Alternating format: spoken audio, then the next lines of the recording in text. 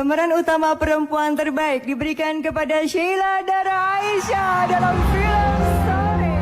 Tiada lagi yang mampu berdiri halangi rasaku, cintaku padamu. Terima kasih kepada Tuhan, kepada keluarga saya, keempat orang tua saya, kakak adik saya, suami saya selamanya yang ada di sana. Ku bahagia.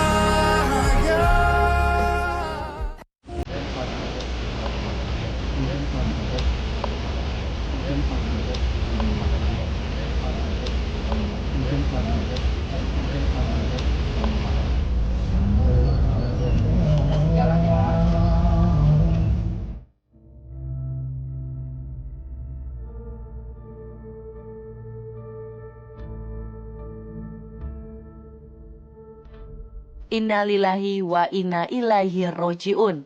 Dunia selebritas kembali berduka. Oxavia Aldiano atau akrab kita kenal dengan Vidi Aldiano berpulang ke pangkuan Tuhan Yang Maha Esa pada hari Sabtu 7 Maret 2026 di usia 35 tahun. Diketahui sebelumnya Vidi tengah berjuang melawan penyakit kanker ginjal stadium 3 yang dideritanya sejak tahun 2019. Demi alasan kesehatan, pada November 2025 di laman Instagramnya, Vidi mengumumkan rehat sejenak dari panggung dunia hiburan untuk fokus pemulihan. Suami dari Sheila Dara ini memang dikenal sosok yang sangat hangat dan periang hingga dijuluki netizen sebagai duta persahabatan Indonesia. Karena hampir di setiap acara penting selebriti, ia selalu hadir. Inilah yang membuat banyak orang sangat merasa kehilangan sosoknya. Begitu banyak publik figur yang datang ke rumah duka.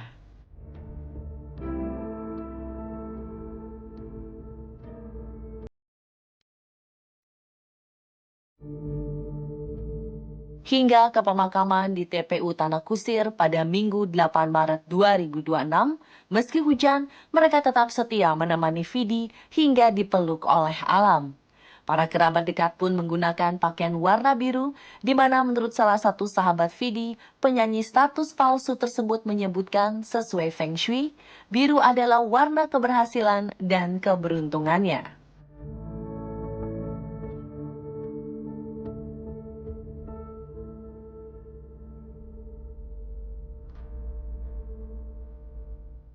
Selamat jalan Vidi, beristirahatlah dengan damai menuju keabadian.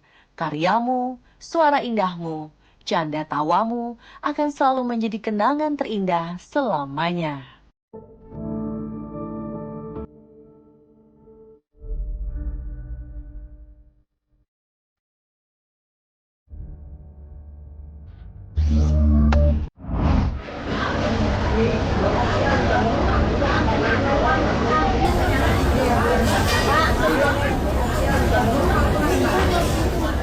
Harga minyak kita saat ini kami gak dapat harga subsidi, tetap jual mahal. Harganya dijual berapa itu? Ini 19.000. Harga sejumlah bahan pokok termasuk minyak terpantau selalu mengalami kenaikan saat bulan Ramadan.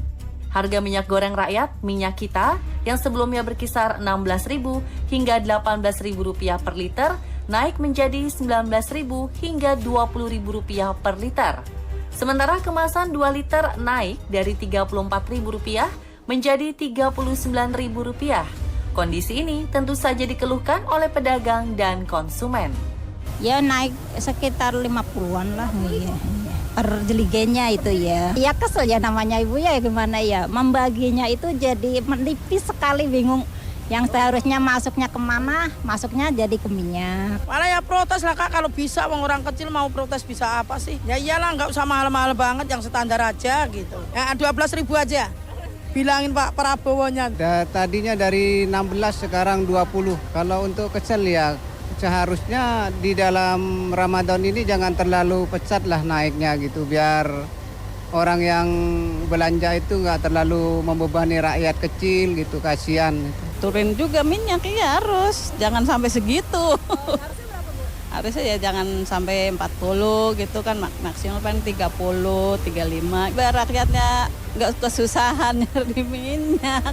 Selama ini, minyak sawit menjadi tulang punggung minyak goreng nasional karena stok melimpah dan mudah diproduksi.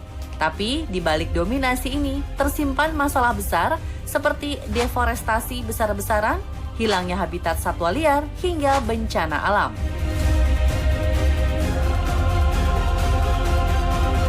Nyatanya, Indonesia punya banyak alternatif pengganti sawit yang layak diperhitungkan. Salah satunya adalah minyak tengkawang. Tahu nggak, kalau jauh sebelum minyak sawit, masyarakat Dayak di Kalimantan menggunakan buah ini untuk masak. Tapi sayang seribu sayang, populasinya sekarang terancam hilang. Tapi sebelum itu, ada yang pernah ke Kalimantan Barat atau aslinya dari situ? Maskot Kalimantan Barat ini namanya adalah tengkawang. Disebut juga angkabang atau engkabang. Ada yang pernah dengar? Tengkawang adalah biji dari pohon hutan tropis Kalimantan yang sejak ratusan tahun lalu sudah dimanfaatkan masyarakat adat sebagai sumber minyak nabati. Turunannya juga digunakan sebagai bahan dasar pembuatan makanan, coklat, pelumas, obat, lilin, dan kosmetik. Enak banget. Ini kombinasi yang unik antara buah nangka, buah naga, dan tengkawang. Beneran loh. Jadi tengkawang ini membuat rasa yang dari buah-buahan aslinya makin kerasa, kental banget rasanya.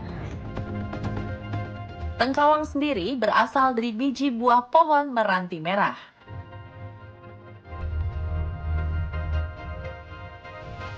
Secara tradisional, minyak tengkawang digunakan turun-temurun untuk mengobati berbagai penyakit kulit, seperti luka bakar atau gatal-gatal.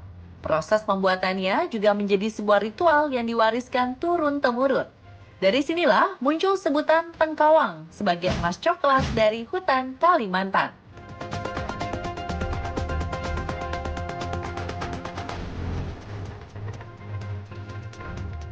Minyak tengkawang berwarna kuning gading dan memiliki titik leleh yang tinggi sehingga padat pada suhu ruang.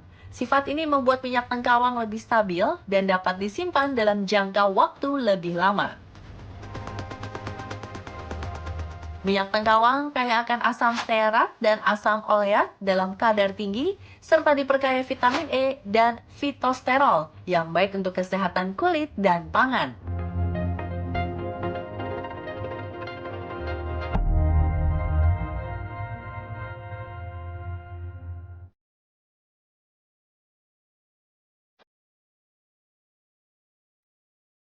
Desa Sahan di Kecamatan Seluas, Kabupaten Bengkayang, Kalimantan Barat, dikenal sebagai salah satu sentra utama penghasil mentega tengkawang di Indonesia.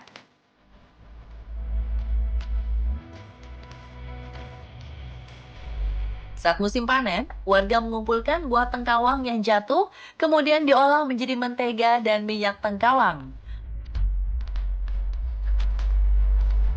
Proses pembuatan minyak tengkawang meliputi pengeringan, penggilingan, pemanasan, dan pemerasan.